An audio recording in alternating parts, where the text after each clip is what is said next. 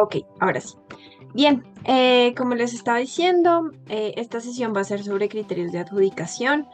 En mi perspectiva, no es una sesión muy básica. La Academia de Personas Juezas está pensada precisamente para que pues no fuera precisamente es decir, para que fuera evolucionando, así que en este punto de la semana ya no tenemos talleres tan básicos.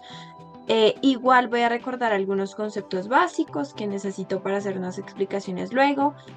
Pero de todas formas les recomiendo que si no han visto el resto de contenidos de la academia, por favor vayan a YouTube, creo que ya han compartido la playlist por el grupo de WhatsApp. Si no, pues avísenme y la vuelvo a compartir para que puedan entender desde lo más básico hasta esta sesión que es un poco más intermedia. Y pues si tienen alguna pregunta, algo que no les haga sentido, no tengo ningún problema en regresarme y volver a explicar cosas básicas. Lo importante es que todas las personas que estén aquí pues aprendan. Entonces creo que con eso vamos a comenzar. Bueno, antes pues nada, una presentación muy pequeña. Mi nombre es Jessica. Mi nombre es Jessica Zapata. Como ya les había dicho, yo soy de Colombia. Soy debatiente hace más de 3 años. He estado en aproximadamente más de 30 equipos de adjudicación, así que bueno, tengo un poco de experiencia que quisiera compartirles y que pues espero que les sea provechosa no solo ahorita, sino también para para el torneo. ¿Ustedes ven tipo como veo yo? Como que el siguiente slide y así, o ustedes ven solamente el, el- la presentación pues normal. Vemos el siguiente slide, como tú. Ah, ok. Entonces, a ver, esto no sé cómo quitarlo. Em, bueno, creo que podemos ponerlo así, simplemente con un poquito más de zoom, que creo que no tiene ningún sentido que vean lo que yo... Listo. Entonces, gracias por avisarme. Vale, entonces vamos a comenzar. Hola, Horacio. Em, bien, vamos a comenzar entonces. Como les decía, vamos a hacer un recuento de algunas cosas que son muy básicas y que son pues conceptos que son claves que han visto en sesiones anteriores. De nuevo, pues les recomiendo el resto de los contenidos de la academia, como han estado los talleres, como justo en ese orden, porque han estado pensados precisamente para que sean como un pasito adelante cada una. Entonces, por favor, regresen a verlos si no los han visto. Seguro que les va a servir mucho para pues entender muchas cosas antes del torneo. Eh, entonces, ¿qué conceptos básicos son estos? Lo primero es, quiero hablarles de principios de la adjudicación. Hay como tres principios, antes perdonen la presentación tan fea, yo trabajo, estudio, hago un montón de cosas, entonces no tenía mucho tiempo, pero bueno, lo importante es el contenido. Em, entonces, ¿qué principios son importantes, cosas que tienen que tener en cuenta para el momento de juzgar? Lo primero es la modalidad de votante informado promedio. Creo que esto es algo que estuvo en la primera sesión en la que estaba Gerson, si no me equivoco.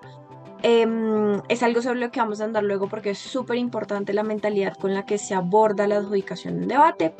Lo segundo es la no intervención, que en adjudicación significa dos cosas. Lo primero es no completar arbitrariamente los argumentos de los debatientes, es decir, si por ejemplo un equipo intenta probar algo, por ejemplo, intenta probar, no sé, esta casa legalizaría las drogas, ¿no? Es la moción. Y el argumento es que vamos a solucionar o vamos a acabar con el narcotráfico. Que un equipo diga voy a acabar con el narcotráfico no significa que provoque o acabar con el narcotráfico, y rellenar la argumentación que va detrás de esa información es algo que como jueces no podemos hacer. A lo que debemos darles crédito es únicamente a lo que los debatientes prueban, efectivamente explican. Eh, y lo segundo es no descartar argumentos que no se consideran importantes a priori. Para ellos es muy importante la mentalidad de votante informado promedio. No hay cosas que son más persuasivas a priori solo porque soy de un país, solo porque coincido o tengo afinidad con cierta postura ideológica. Nada es como más o menos relevante a priori dependiendo de lo que el juez piensa o menos relevante dependiendo de lo que el juez piensa. Todo debe ser evaluado en términos de lo que sucede en el debate que vamos a ver luego, pero un poco a eso se refiere el principio de no intervención. Y el último es pedagogía. Especialmente en el PCL vamos a tener un torneo demasiado grande y es probable pues que a personas les toque, por ejemplo, no sé, dar en algún momento una retroalimentación, incluso si no han tenido la experiencia. Em, quisiéramos que quedara muy claro que lo más importante para nosotros es que las personas aprendan, que los debatientes se vayan con cosas que podrían mejorar, que el feedback no sea o la retroalimentación no sea una destrucción de lo que hicieron, etcétera, sino que sea algo que les ayude a aprender y a mejorar para siguientes rondas. Entonces, siempre el objetivo pedagógico es muy importante. Y la segunda cosa básica que quisiera recordar es justamente sobre la mentalidad de votante informado promedio. Que es básicamente, algunas veces a uno le dicen como que tiene que juzgar como tabula rasa. No es exactamente ser una tabla rasa, que es básicamente no saber nada. El votante informado promedio significa algunas cosas, como las ven ahí. La primera es, son personas informadas, es decir, son personas ciudadanas que tienen, no sé, conocimiento de las cosas principales que pasan en el mundo, que pasan en ciertos países, un poco de los hechos que llenan las portadas de los diarios, saben, no sé, que hubo una retirada de Estados Unidos en Afganistán y que el talibán volvió al poder, que hay elecciones, que hubo, por ejemplo, recientemente elecciones en Argentina, que mataron a un candidato presidencial en Ecuador. Ese tipo de cosas que son cosas que un poco están en primera plana, son cosas que el votante informado promedio sabe. No significa que no sepas nada, pero tampoco significa que sabes de estas cosas a detalle. Es decir, el votante informado promedio no sabe qué pasa en Kazajistán el 2 de enero de 1993, qué sé yo. No sabemos cosas tan especializadas, pero sí que somos personas suficientemente informadas. Lo segundo es, sabemos las reglas de la lógica, es decir, un poco en términos de argumentación, sabemos que una premisa debe estar explicada y que esas explicaciones deben estar lógicamente conectadas para llevar a una conclusión. Las cosas que son contradictorias, por ejemplo, no le deben ser persuasivas al votante informado promedio. La tercera cosa es, saben las reglas del formato. Esto es súper importante. Esto sí que estoy segura que estaba en la primera sesión, que también era de Gerson. Sabemos cuánto tiempo duran los discursos, qué es un primer ministro, qué rol se espera de un látigo, esas cosas, porque eso también influye en la adjudicación del debate. No sé por qué decía 3 cosas arriba y abajo hay 4 cosas, pero bueno, no importa. Lo último es, estamos dispuestos a dejarnos convencer. Como les decía, no es porque yo piense que la legalización de las drogas es buena, entonces en el debate de la legalización de las drogas oposición no tiene ninguna chance de ganar porque yo creo que es bueno y no hay chance de que me convenzan. No funciona así, debemos estar abiertos a que nos persuadan, a que el equipo que pruebe mejor, que haga mejores explicaciones, sea el equipo que gane el debate independientemente si no coincide conmigo. Un poco esa es como, no es tanto la explicación técnica del manual, pero son disposiciones importantes que, que es la mentalidad un poco con la que se aborda el debate, que me parece crucial para luego explicar un poco el tema de criterios, que es lo que voy a explicar hoy. Que no somos, como les decía, no somos personas con conocimiento especializado, no solo significa que no sabemos qué pasó en Kazajistán el 2 de enero de 1990 o lo que sea que dije antes, sino que no significa tampoco que somos doctores en economía, por ejemplo, que sabemos un poco de qué va la economía, los principios, tal, pero no tenemos idea de cómo se mueven conceptos súper especializados de economía o igual de, por ejemplo, psicología o cosas así. No tenemos ese conocimiento especializado. Incluso si, por ejemplo, yo estudié psicología y tengo un montón de conocimiento, no puedo adjudicar el debate con ese conocimiento. Debo asumir que no lo sé, que sé lo básico, que sé lo que el votante informado promedio sabría. Y ese conocimiento especializado no puede influir en cómo adjudico. Lo segundo es, no somos personas que saben argumentos sobre la moción, es decir, si en el tiempo de preparación, mientras los debatientes preparan, yo también pensé el que a mi parecer era el mejor caso de gobierno y sale gobierno y no lo saca, entonces gobierno pierde el debate. No funciona así, adjudicamos lo que sucede en el debate, no lo que pensamos, no lo que nos gusta más, no lo que ya tenemos preconcebido.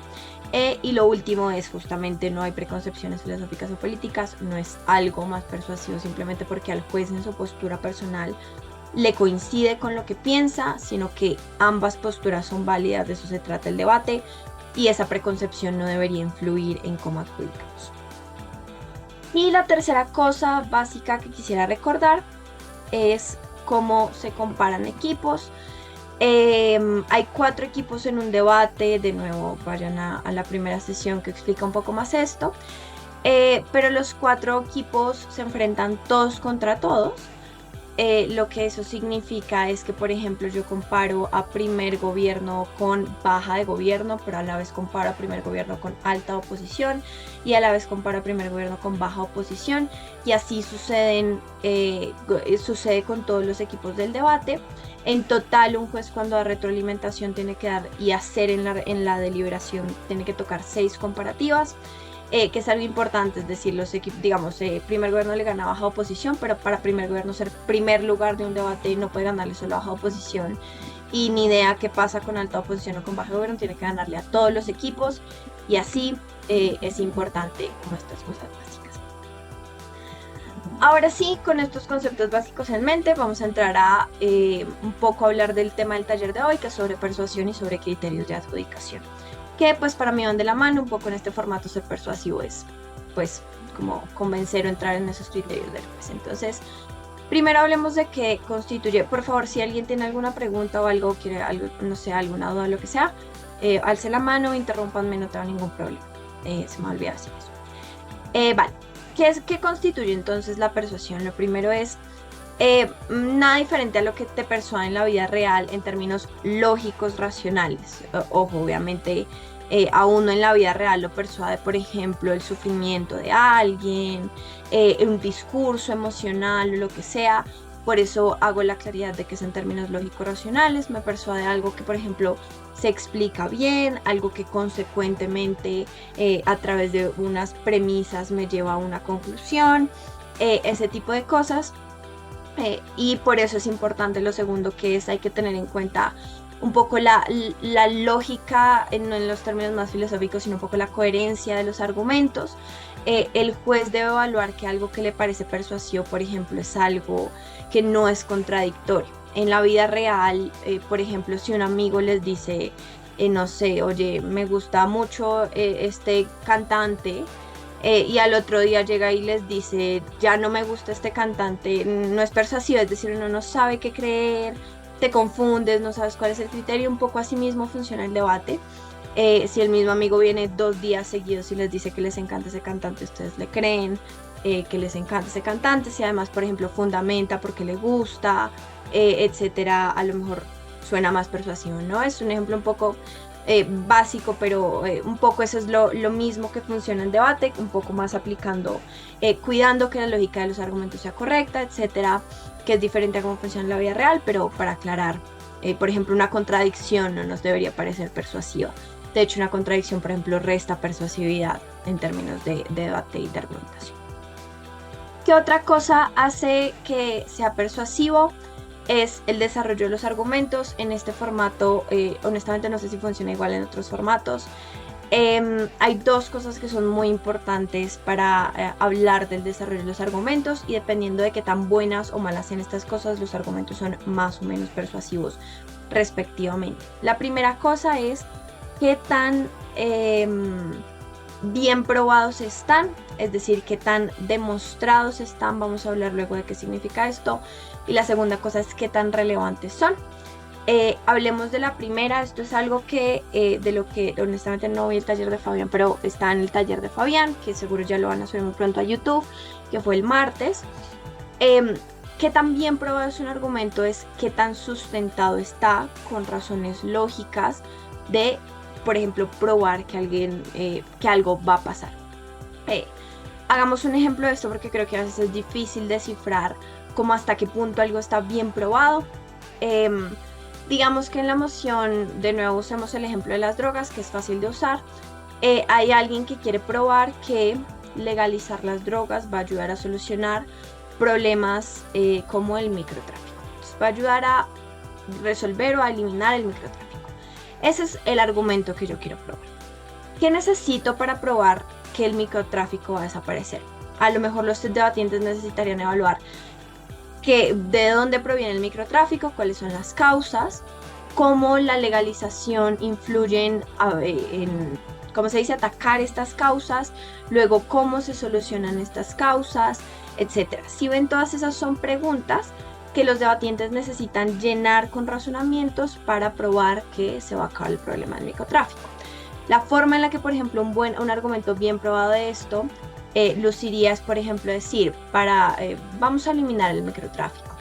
El microtráfico se genera porque hay personas que se arriesgan al mercado de las drogas porque da muy buenos réditos, porque es algo peligroso, porque es algo de alta demanda. Cuando el Estado legaliza las drogas, quita los incentivos negativos para que las personas se arriesguen a esto. Es probable que los precios bajen porque ya no es algo de alto riesgo, y lo que esto hace es que pueda combatir de mejor forma al microtráfico, puede que haya menos microtraficantes en las ciudades y de esa forma eliminamos el microtráfico, ¿no? Más o menos, no creo que sea el argumento mejor probado del mundo, pero sí que, si ven, hay una explicación paso a paso que les dice cómo llegó a esa conclusión. Eso es lo que ustedes deben evaluar al ver qué tan bien probado está en un argumento. De nuevo, creo que la explicación amplia de esto está en el taller de Fabián, pero es un poco una introducción del primer criterio para que a un juez le parezca algo persuasivo, es que ese argumento está bien explicado. Si un equipo llega y les dice voy a eliminar el microtráfico y sigue y nunca explica cómo lo va a solucionar, es algo que suena poco persuasivo porque es algo súper grande, es decir, eliminar el microtráfico es algo súper importante que necesita ser bien explicado para que como juez les parezca persuasivo. Ese es el primer criterio. El segundo es que algo sea importante para el debate. Para ello, un poco tiene que ver con... hay como un eje que vemos nosotros en debate, entonces imagínense el eje no sé cómo se llama, pero bueno, el que es así como el de X y Y, pues. Mientras los argumentos aumentan en el eje de probabilidad, que es lo que les acabo de explicar, es mejor. Mientras el argumento aumenta en el eje de relevancia, el argumento es mejor, es decir, los mejores argumentos se ubican más o menos por aquí. ¿Cómo se sube en el eje de relevancia? Lo primero es los argumentos tienen que estar bien probados, es decir, tienen que estar bien demostrados, eso es previo a que el argumento sea relevante. Pero lo segundo es, por ejemplo, los equipos pueden decirles, este argumento importa más porque es es la carga de la prueba más importante que me exige la moción, o porque es el impacto que más afecta a personas, o porque es el impacto que las afecta con mayor intensidad. Hay un montón de criterios y lo que estos criterios hacen para uno como juez es decirle, mira, te voy a decir qué cosa es la más importante del debate para que tú puedas tener en cuenta que es el asunto más importante del debate y como juez puedas centrarte en decidir sobre aquello que se considera más importante. Este concepto un poco de relevancia depende de cómo se dan las métricas en el debate. Entonces voy a explicar un poco este concepto de métricas porque creo que el concepto de relevancia es un poco complicado si uno no entiende un poco cómo funcionan los debates en este formato de forma holística. Entonces de aquí lo más importante que me interesa que se lleven es, para que algo sea persuasivo debe tener este encadenamiento lógico, debe estar bien probado y luego debe ser relevante. Entre más relevante y mejor probado, pues más persuasivo. Pero vamos a ver un poco más este concepto de relevancia porque igual esto de la demostración, como les decía, ya estaba en otro taller. ¿Qué son las métricas entonces? Que es un poco donde se evalúa, donde se mueve la relevancia de los argumentos. Como les decía, pues lo que hace más persuasión en equipos en los dos criterios, probabilidad y relevancia. La relevancia un poco se evalúa en términos de métricas. ¿Qué son las métricas? Esto es algo que ustedes van a escuchar muchísimo, van a escuchar a los equipos decir, la métrica de este debate es, en este punto de choque, en este clash, cualquier cosa que se refiera a alguna de estas palabras, todo ello es una métrica, todos son la misma cosa, son círculos. ¿Qué son? Las métricas son cada uno como de los puntos de discusión que se generan en un debate y que los equipos están un poco tratando de disputar a lo largo de la ronda. Entonces, por ejemplo, puse una moción allí que es la de implementar el voto obligatorio. En este debate, por ejemplo, uno puede hablar sobre principios, donde los equipos discuten si es legítimo, en principios democráticos, el voto obligatorio o no lo es. Tal vez haya un punto de choque o métrica o lo que sea en consecuencias que habla de dónde la gente va a participar más, donde por ejemplo los equipos de gobierno dicen no, obviamente hay mucho abstencionismo, el voto obligatorio es la forma de ir a la gente, como de mandar a la gente a participar. Oposición va a decir no, la gente se va a sentir forzada, no le va a interesar la participación, va a sentir más rechazo al sistema, no va a participar más. Tal vez hay un punto de choque de, no sé, más representación en términos democráticos, entonces donde el sistema es más representativo, entonces los equipos de gobierno en este punto de choque dicen la democracia es más representativa porque acoge los puntos de vista de más personas, y en oposición los equipos dicen no, como solo, por favor cierren el micrófono, gracias. Las personas en los equipos de oposición dicen no, probablemente el sistema sea menos representativo porque la gente no tiene incentivos a informarse, solo vota porque le toca, entonces en realidad no representa las preferencias de las personas. Si ven, hablé como de 3 preguntas, 3 disputas, 3 puntos que los equipos constantemente están tratando de disputar. Cada una de esas cosas, cada uno de esos asuntos que suceden en el debate o que se tratan en el debate, se llaman métricas, clashes, puntos de choque. Ese es un concepto que me parece muy importante. Las métricas, no siempre los equipos las dicen de forma explícita, no están obligados a hacerlo, es decir, puede representar una ventaja para algunos hacerlo, pero no están obligados a hacerlo, no van a perder por no hacerlo. Lo más importante de esto es que este concepto sirva para ustedes, para que aprendan un poco a leer el debate. Imagínense como el debate como una gran estructura donde se van formando como estas discusiones, los argumentos de los equipos un poco se alocan en cada uno de esos puntos de choque o de esas métricas, y ustedes tienen que aprender a reconocer como jueces dónde están chocando los equipos, es decir, dónde se encuentran esas métricas, incluso si ellos no lo dicen. Este concepto es clave para comprender el resto del taller, así que por favor, si alguien tiene dudas sobre el concepto, por favor, alguien, pues háganmelo saber. Y que es lo último relevante sobre las métricas, es que los equipos no tienen que ganarlas todas. Los debates en este formato no funcionan como sumatoria, es decir, no significa el que trae más argumentos gana, el que trae más razonamientos para probar un argumento gana, el que gana más métricas gana, el que trae menos refutaciones o más refutaciones gana o pierde. No funciona como sumatoria. En este debate, en este formato de debate, lo que se evalúa mucho es la calidad de cómo las cosas están explicadas. Por eso les decía, muy importante que esa demostración esté llena de explicaciones de calidad, que sean lógicas, que estén bien hechas. Entre mejores sean esas explicaciones, obviamente hay un espectro, puede ser de explicar nada, a explicar un poco más, a explicar algo súper bien. En ese margen de explicación es donde está la evaluación. Eso es lo que hace que los equipos en términos de métricas no tengan que ganar todas las métricas. ¿Cómo los equipos ganan un debate? Los equipos ganan ganando el punto de choque que es más importante en el debate. Y aquí es donde es relevante el criterio de relevancia, valga la redundancia, que les he explicado anteriormente. Los equipos pueden explicarles, por ejemplo, en el debate del voto obligatorio, que la métrica de principios es la más importante porque es la que afecta directamente los sistemas democráticos, su deber ser, su funcionalidad, y por tanto pues lo más importante es el debate de principios. O los equipos pueden argumentar, por ejemplo, que lo más importante es que haya más participación en el sistema, porque al final el sistema democrático se sostiene de la participación de las personas, porque en principio cumpliría la función de la democracia, qué sé yo.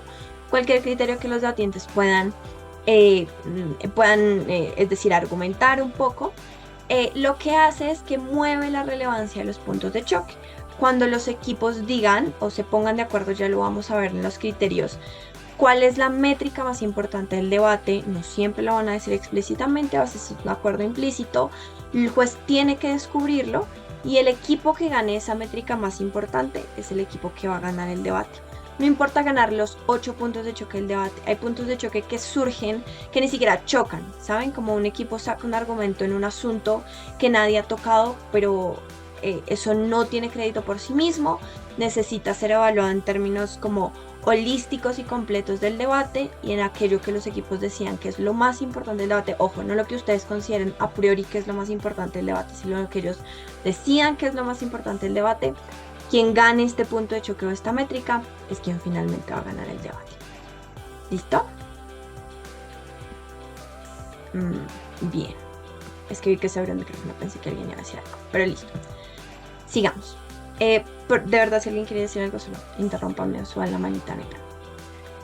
Sobre esto de las métricas, ¿cómo sé yo entonces cuál es la métrica más importante del debate? Porque si esta vaina depende que yo sepa quién gana el debate, pues es necesario saber cómo como juez yo tomo la decisión o yo leo en el debate que ellos me están diciendo que es lo más importante del debate. Ojo, estas son cosas que en debate llamamos ponderaciones, que probablemente van a escuchar si es que escuchan a debatientes experimentados hacerlo.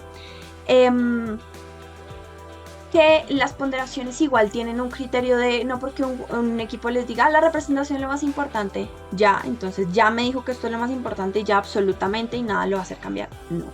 Las ponderaciones igual usan este criterio de demostración. La ponderación tiene que estar explicada, el equipo no les puede decir esto es relevante y ya. Eso no es una ponderación efectiva, el equipo tiene que decirles esto es relevante porque no se afecta a más personas, porque es bueno para la vida de esta persona, porque lo va a afectar a largo plazo, corto plazo, cualquier criterio, pero los equipos están en la obligación de para que ustedes compren su ponderación, deban explicarle igual con los mismos criterios de demostración de los que les hablé antes. ¿Cuál es la escala entonces? Primero, en un escenario ideal, los debatientes deberían decirles explícitamente cuál es la métrica más importante. Entonces, por ejemplo, hay solo un equipo que hace una ponderación buena, profunda, sobre por qué, por ejemplo, el punto de choque de la representación en el debate que les dije antes es el más importante, por las razones que les dije antes. Los otros equipos tal vez no ponderen nada, pero todos empiezan un poco a chocar en ese mismo asunto. Uno dice, ok, esta es la métrica más importante del debate. Puede pasar que los equipos ponderen explícitamente cosas distintas. Ahí hay que entrar a evaluar, por ejemplo, que también ponderado está una métrica sobre la otra métrica, si tal vez los equipos en verdad ponderaron cosas distintas, pero puede que estaban ponderando el mismo punto de choque solo de diferentes lados. Es decir, hay que evaluar la calidad de esas ponderaciones explícitas, pero en un escenario ideal, los equipos te dicen cuál es la métrica y están todos de acuerdo en que esa es la métrica más relevante del debate. Lo ponderan, lo hacen bien, esto un poco le facilita la vida al juez, no tiene que hacer la lectura por uno mismo, ellos te la dan, sería lo ideal, esto es algo que aumenta la calidad del debate, que es bueno, que generalmente suelen hacer los debatientes experimentados. Pero como les digo, el escenario es el escenario ideal, no siempre es el escenario más común. Si los debatientes no me dicen, no se ponen explícitamente de acuerdo, el segundo criterio al que yo voy es que acuerdan ellos implícitamente como más relevante. Como les decía antes, puede que ninguno de los equipos diga lo más importante es la representación por ABC y me lo expliquen. Pero puede que todos los equipos empiecen a decir, no, mira, quiero un sistema más representativo por esto.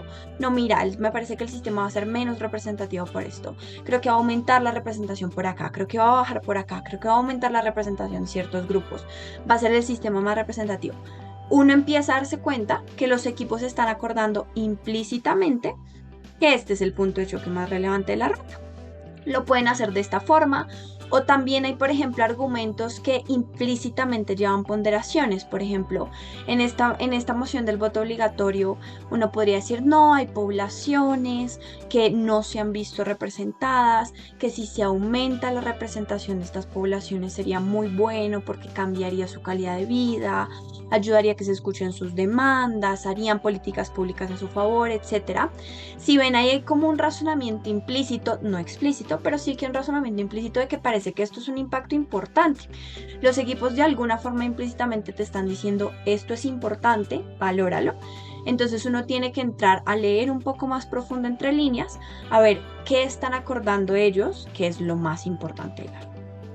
Si los equipos no hacen eso, entonces uno va al tercer criterio. Ojo, esto es como en detrimento de la calidad de los debates en mi perspectiva. En un debate muy bueno los debatientes te lo dicen y ya está.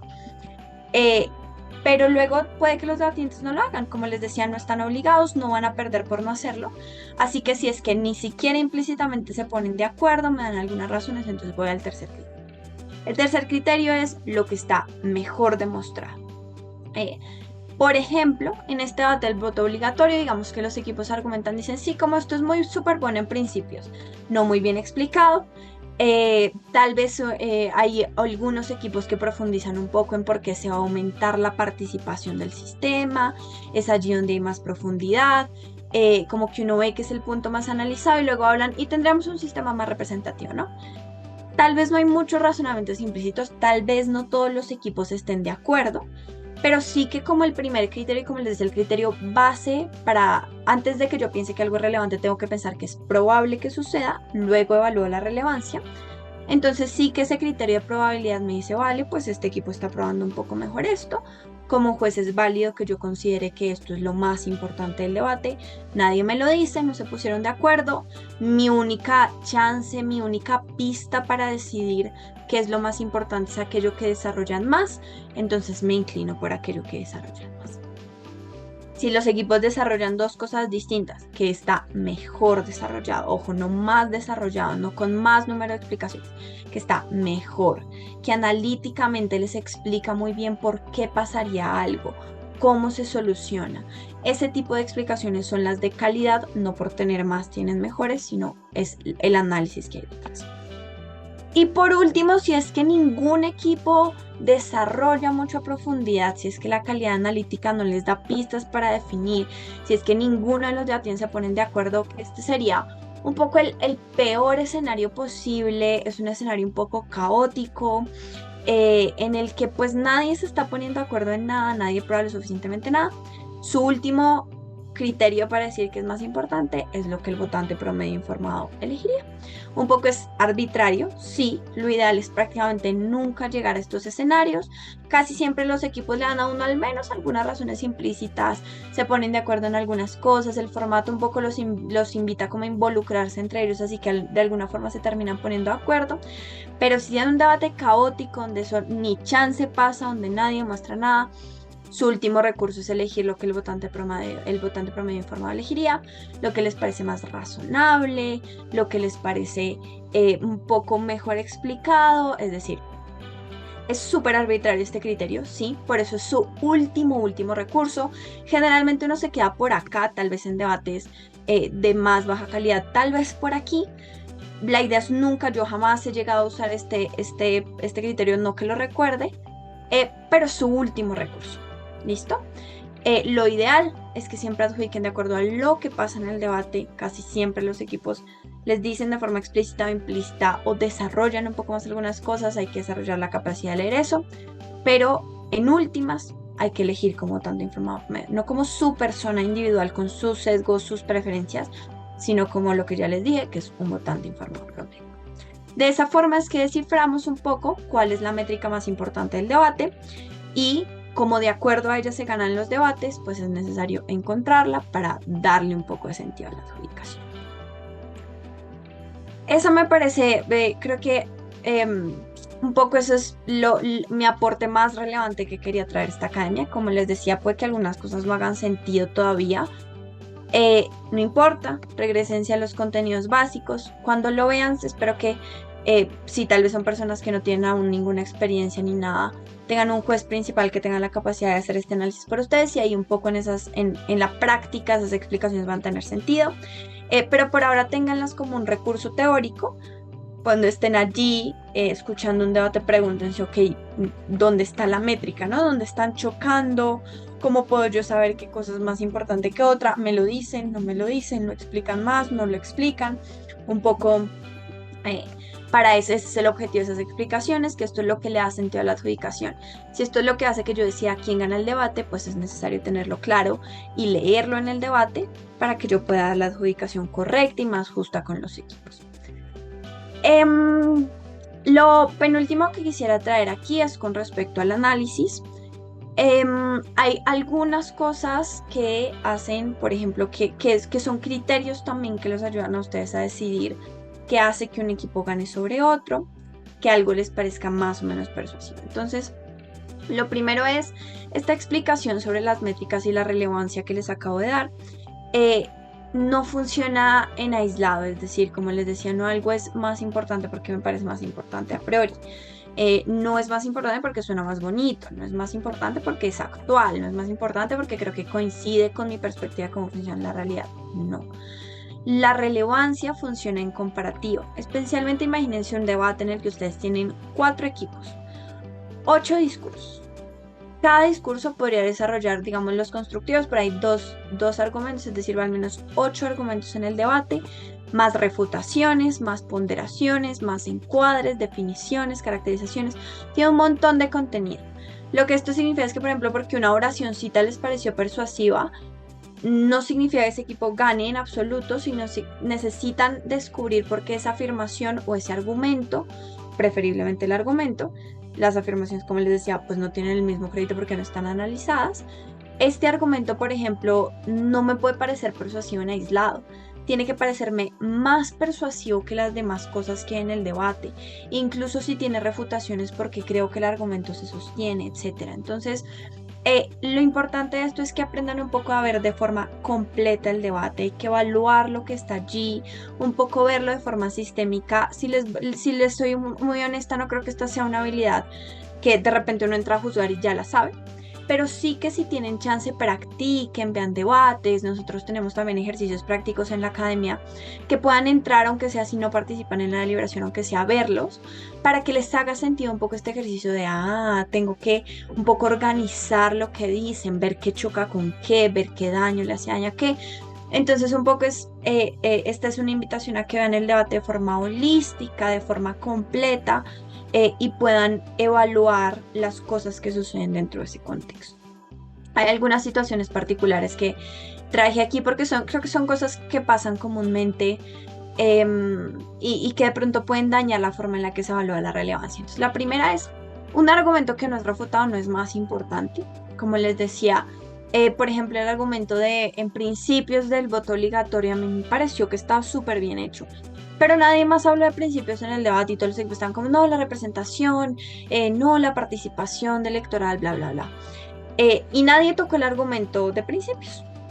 Claro, el argumento está ahí con crédito completo, es decir, nadie lo tocó. No tengo, a menos que sea súper irrazonable, yo no tengo razones para creer que el argumento no funciona, no puede pasar. Ok, le doy crédito de probabilidad a ese argumento, pero eso hace que ese argumento sea más relevante que las otras cosas que a lo mejor fueron refutadas en el debate, que fueron tocadas. No. Recuerden que si, por ejemplo, todos los equipos están interactuando más en otro asunto, es una apreciación implícita de que ese asunto es más importante. Un acuerdo implícito de que ese asunto es más importante. Si el argumento queda aislado, si el argumento no se toca, puede ser que el argumento quede irrelevante. Si el argumento tiene alguna explicación de relevancia, y cómo hay que ver cómo se compara esa explicación de relevancia con las demás explicaciones de relevancia que en el debate. Entonces, no porque algo no se toque significa que gane el debate, sino que tiene que evaluarse en comparativa con las demás explicaciones para saber que algo es más o menos relevante. El segundo caso que quería traerles aquí es, en el circuito hispanohablante, en mi perspectiva, hay una dificultad para comparar argumentos de principios y consecuencias. Y es que creo que incluso si no lo tienen, es decir, un poco los seres humanos tenemos el sesgo de que las consecuencias prácticas son más importantes. Por ejemplo, si yo tengo el argumento de principios de, ay, me pico la nariz.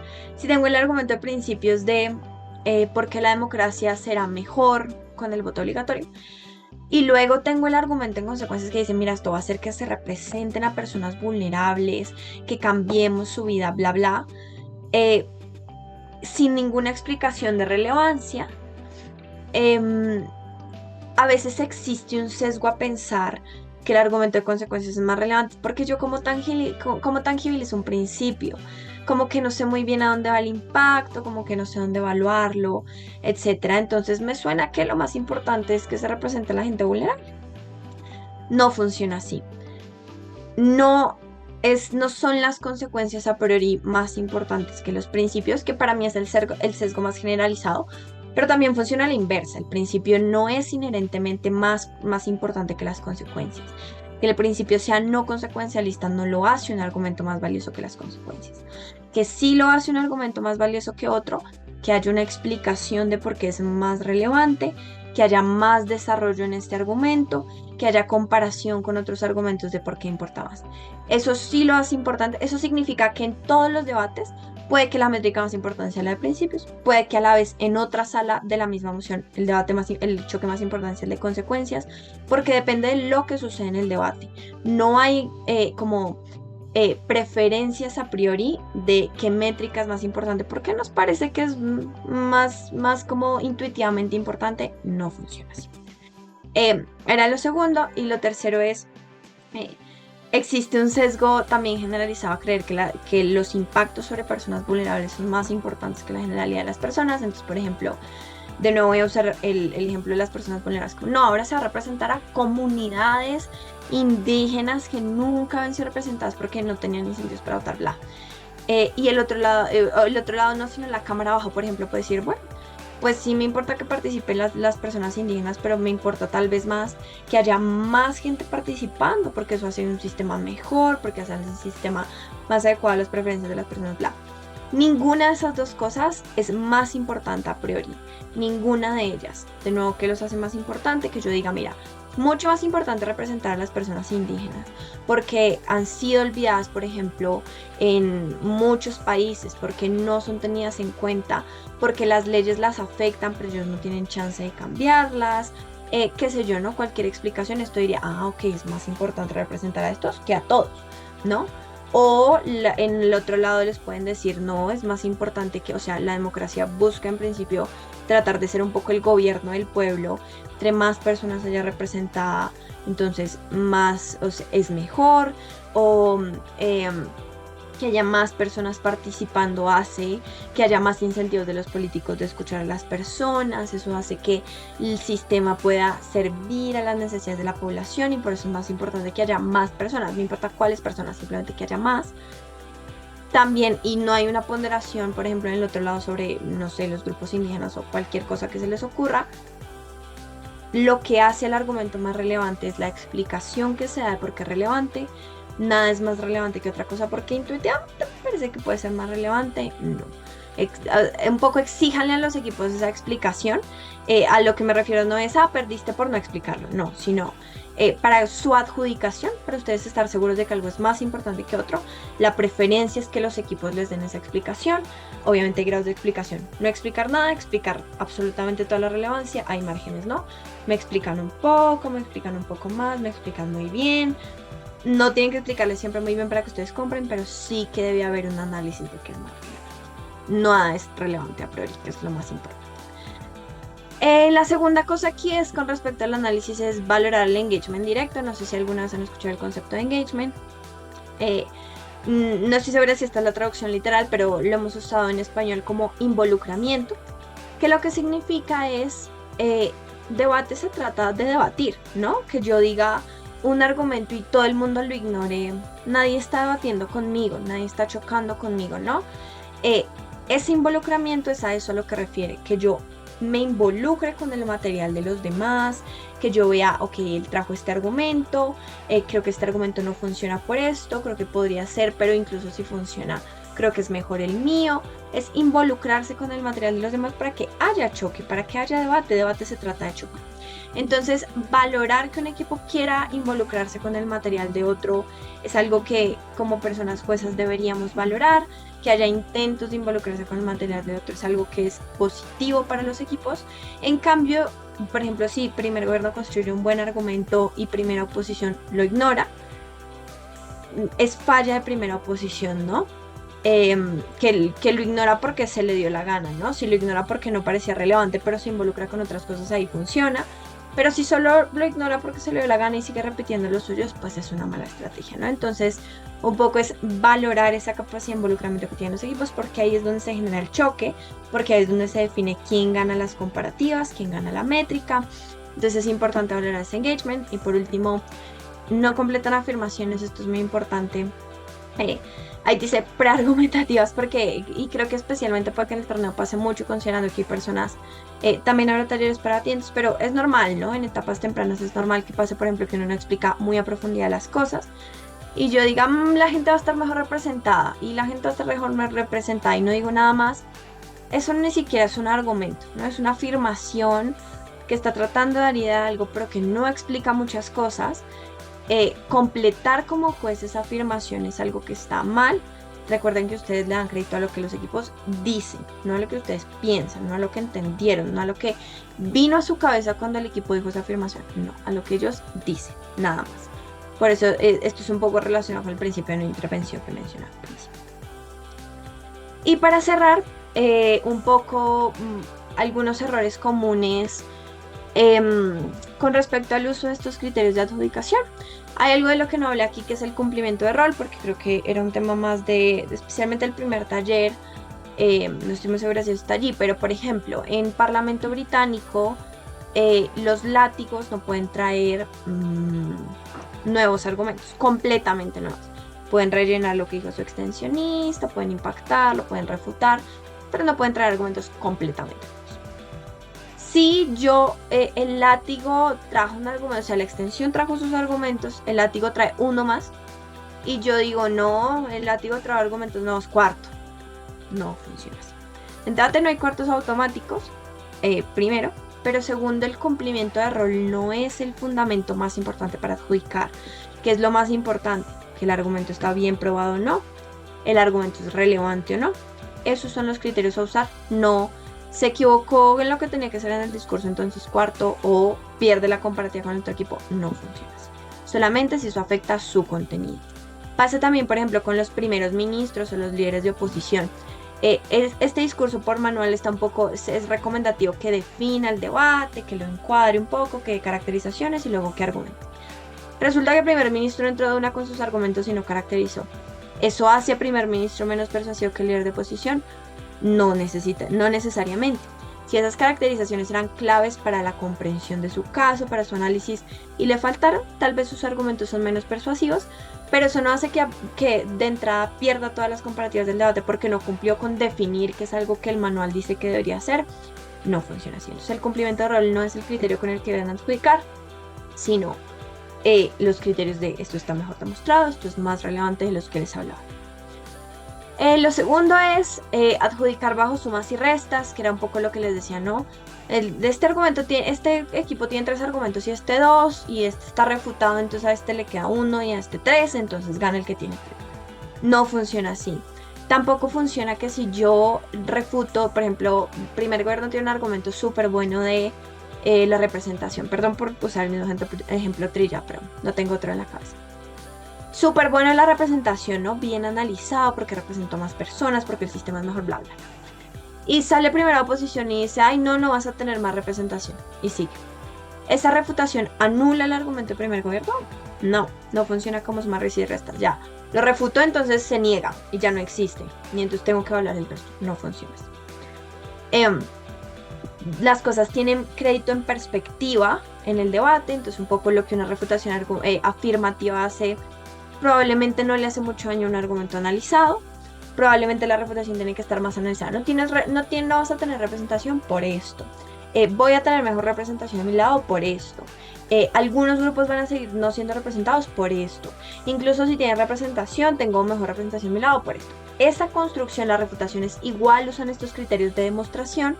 Esas explicaciones son lo que hacen, esta refutación le hace daño al argumento. Y eso no significa que lo niega, significa que reduce su persuasión.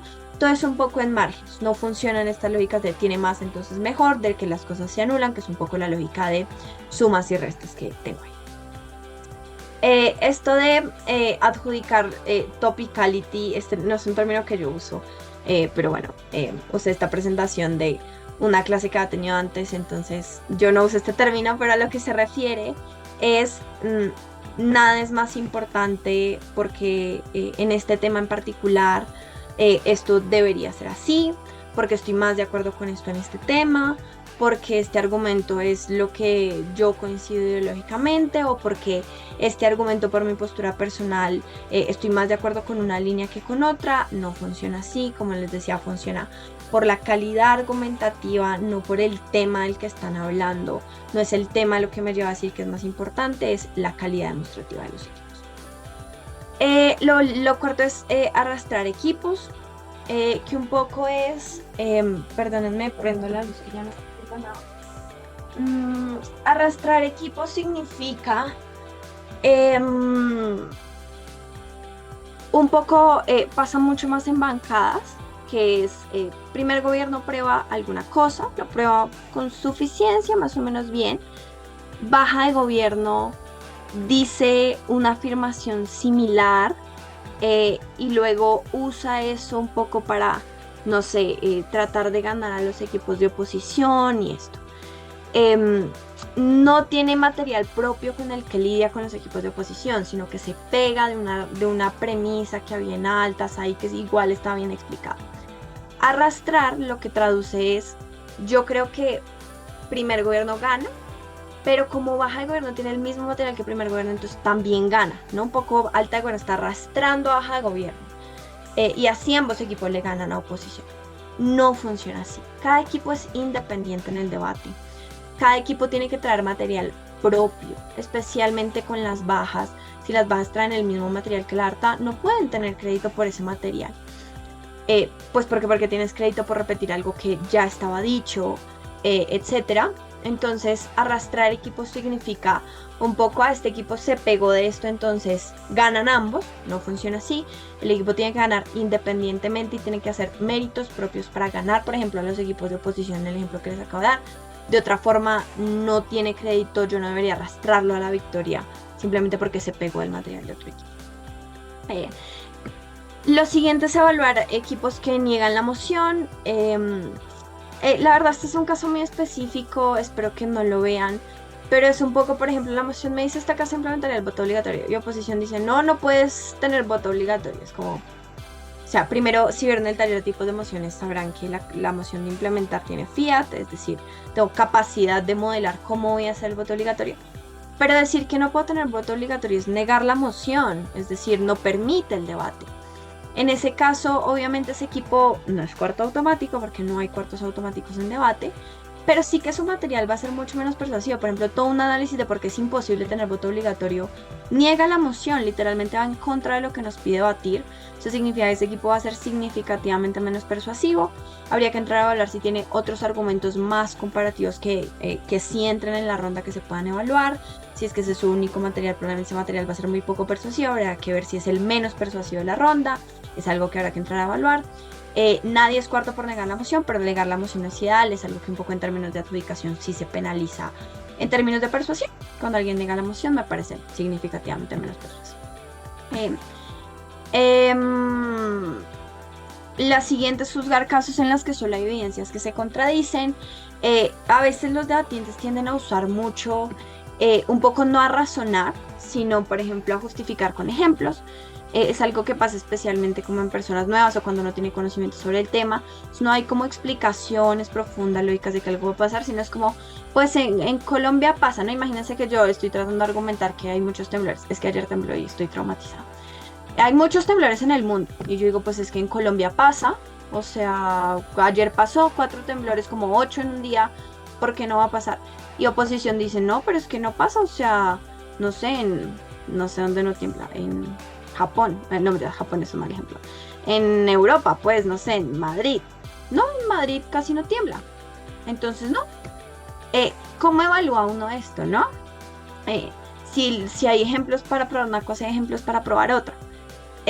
Estos choques son algo generalmente difícil de adjudicar, pero lo que ustedes, es decir, ambas cosas son verdad. O sea, en Colombia ayer tembló 8 veces, pero también puede que en Madrid no tiemble mucho, no sé.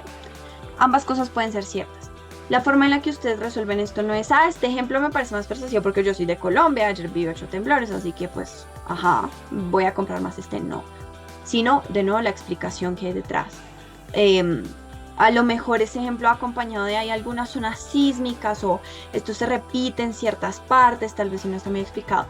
Ese razonamiento que está detrás es aquello que le parece más persuasivo al juez, no el ejemplo que a lo mejor le sonó más cercano, no el ejemplo, o sea, hacer esto en términos de argumentación está mal, ¿no? Pero probablemente no sean buenos casos si esto les está pasando, pero lo que uno debe buscar es las explicaciones que hay detrás. Ese ejemplo tal vez está allí, pero me sirve para explicar una lógica, lo están intentando hacer. El ejemplo no es más o menos persuasivo a priori de nuevo, sino por la explicación que el ejemplo permite o que está detrás de él.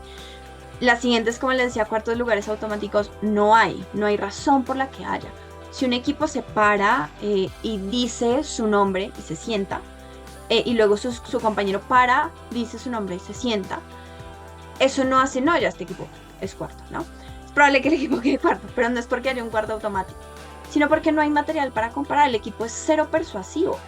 Contra un equipo que les dice, no, mira, yo creo que la democracia es más o menos buena, porque habría más representatividad con voto obligatorio, versus un equipo que no dice nada, obviamente los otros equipos van a ganar, pero el equipo no es cuarto porque automáticamente yo decía que fuera cuarto. O si, por ejemplo, una persona del equipo se para y no dice nada, pero la otra hace el argumento, y luego tienes otros equipos que los dos se paran, hablan 7 minutos, ¿significa que el que tuvo una persona que no habló es cuarto automático? No.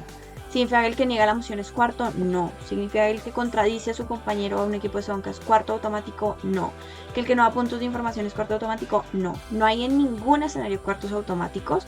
Es probable que equipos en situaciones particulares tiendan a quedar en cuarto lugar, pero la razón no es porque automáticamente son cuartos, la razón es porque son menos persuasivos, porque su material no es comparable, porque su material no es persuasivo, porque su material no está bien demostrado, porque su caso no era relevante. La razón no es porque son automáticamente cuartos. Esto es muy importante.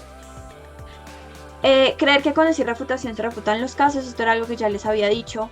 Si dice no, no vas a tener representatividad, ¿es una refutación efectiva? No, la refutación de nuevo tiene que estar demostrada y analizada, y hay que evaluar cuánto le hace daño eso a un caso. Pero que alguien diga refutación no significa que ya quedó refutado, efectivamente no funciona así. Los casos ardillas son básicamente querer tenerlo todo. Un poco son casos tramposos.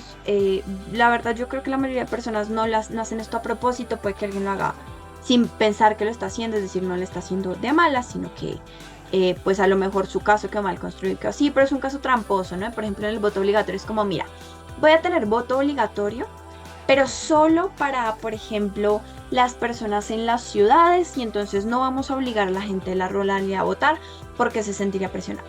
Es un caso ardilla, es un caso tramposo, es decir, o tienes voto obligatorio, pero voto obligatorio sin obligar a algunas personas, pues no es voto obligatorio, ¿no? Si ven que está tratando como de hacer la trampa de ganar lo mejor de ambos mundos, eso es un caso ardilla.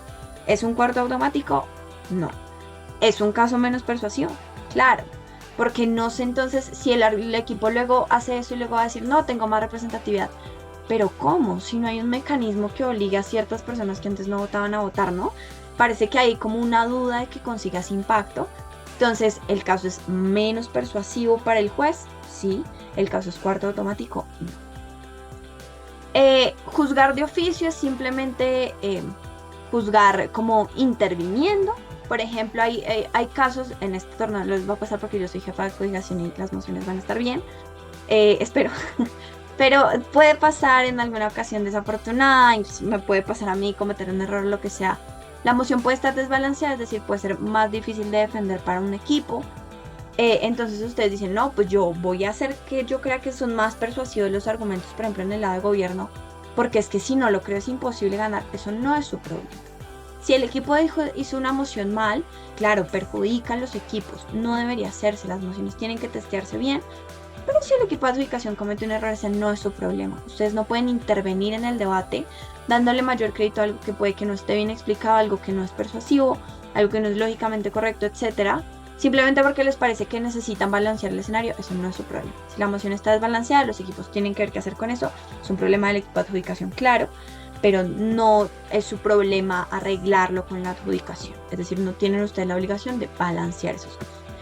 Lo último es no comparar, como les decía, los equipos no ganan y ya, los equipos le ganan a otros, los argumentos no son buenos y ya, sino que son mejores en comparativo a otros, las refutaciones no existen y ya, sino que las refutaciones sirven para hacer más o menos probable otros casos, más o menos relevantes. Entonces, como les decía, la razón por la que ponía la grafiquita de las comparativas aquí es porque el debate no se gana en abstracto. Primer gobierno no gana saliendo a decir cosas y ya. Primer gobierno gana siendo mejor que los demás, igual con todos los equipos. Entonces yo debo garantizar que, por ejemplo, primer gobierno le gane a primera oposición, que le gane a la vez a baja oposición, que le gane a la vez a baja de gobierno. No comparar los equipos es un error muy grave porque los debates se ganan en comparativas. Y listo. Hasta aquí pues ha sido el taller. Espero que les haya servido. Eh, no sé la verdad si las cosas les hacen sentido, si tal vez muchas cosas de lo que dije no les hacen sentido, tal vez deben ir a revisar los contenidos más básicos de la academia. Si algunas cosas no les hacen sentido, es un momento para que tal vez puedan hacer preguntas. Em, Voy en este momento a avisar que ya estoy terminando para que la persona que viene en el siguiente taller venga.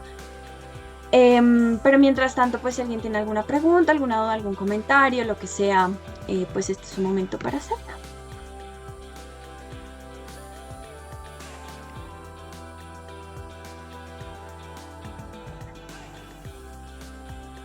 Listo. Supondré que no hay.